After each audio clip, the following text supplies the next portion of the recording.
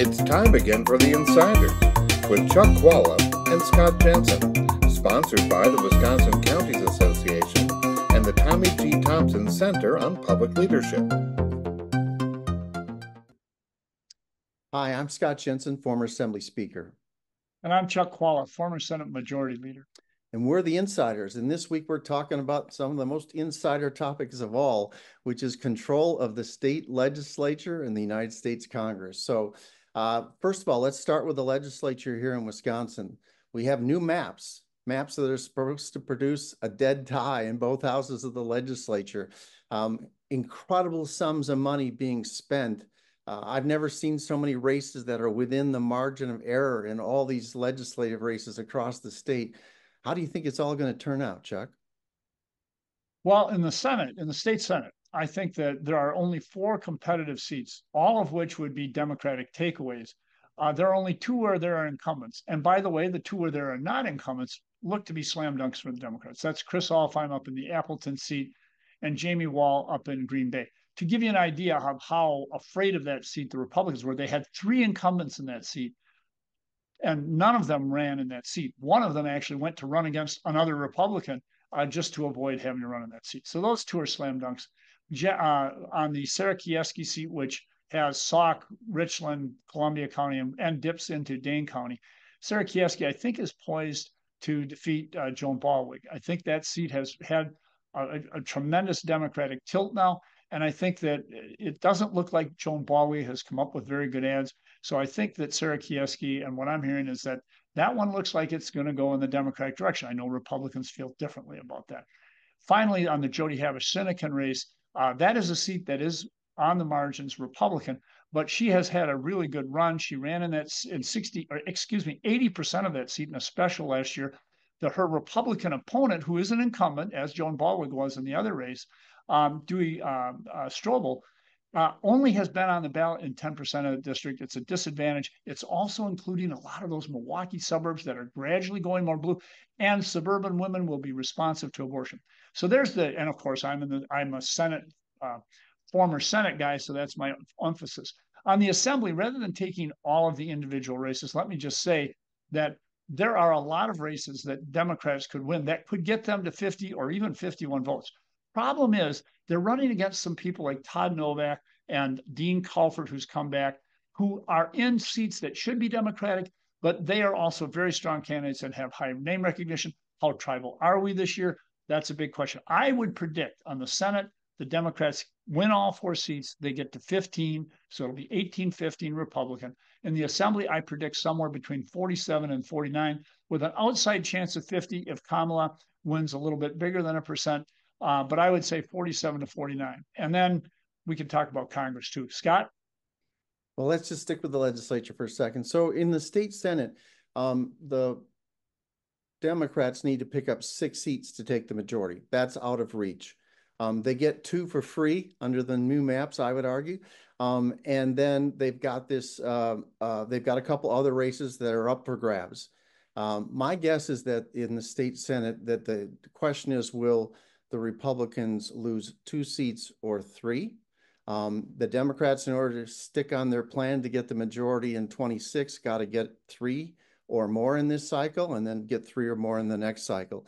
So I actually think right now in the polling and the stuff I'm seeing in these races, that both that race in Dane, Sauk County area that you talked about between Baldwin and Kieski is essentially a dead heat.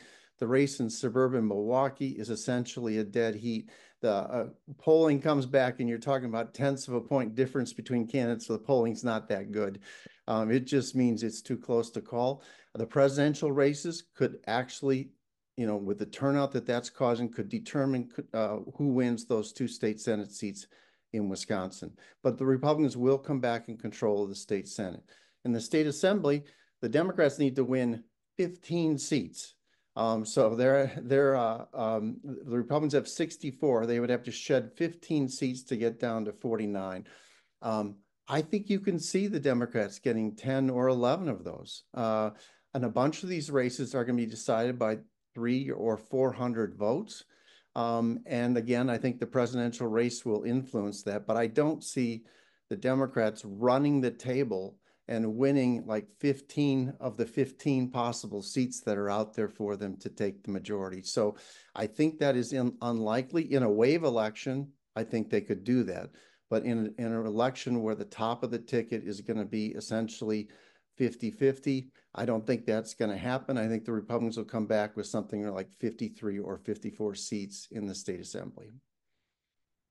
So we've also got the congressional races out there, and I think we should just touch on those.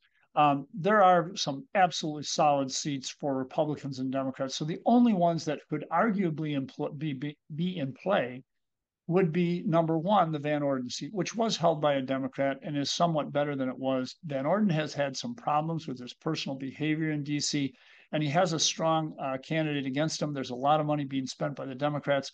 I think there is a good chance that Democrats win that, but that is no guarantee. The other seat that has real possibilities, at least in the opinion of some Democrats, including myself, my old colleague, our old colleague, Peter Barca. Peter Barca is running a seat against Style. And that seat, the reason that I think that there could be a possibility there, it has a lot of suburban area that could possibly be trending a little bit more Democratic. And if that were to be the case, and if there were to be a strong showing by Kamala Harris, I think that is a seat that could be won by the Democrats. And Peter is an outstanding candidate. And if you talk about people who want to hew to the middle, Peter has assiduously stayed in the middle. The final seat that I will bring up, I have to admit, I don't expect that this is going to be a winner, but I have to say, if there's a win by Kamala Harris or Tammy Baldwin by only 2,000 to 5,000 votes, they will have to give a lot of credit to Kristen Leyer, who's running an OBGYN up in the Green Bay area in the Fox River Valley for that congressional district against a guy who was endorsed by Trump, which gives her another advantage. I think that moderates up there aren't excited about the people down ballot who are big Trumpers. She is campaigning tirelessly, and with abortion being a big issue, even though this is in Catholic Green Bay, I think she is doing a marvelous job, and she will be one of those people. And this is true about the legislative races as well. There are so many people active on the Democratic side. I think, well, they will be turning out more Democrats and helping us get better turnout for the top of the ticket. So I think there are two congressional seats that are in play here in Wisconsin. One is the seat in western Wisconsin that kind of covers from La Crosse up to Eau Claire. I think Congressman Van Orden is doing well there. Clearly, Cook is raising an incredible amount of money in that district. She's spending more than he has so far. More money has come in from the Democrats nationally. But from everything I can see, I think he's just more in tune with the voters of the district. He's made a strong impression upon him, and that helps you against all that advertising that's being done out there. I think he's going to win again, just like he did last time. And in the first, I agree that Peter Barca is a good candidate. I don't think that district, though, favors that type of candidate, a Kenosha-Racine area candidate again.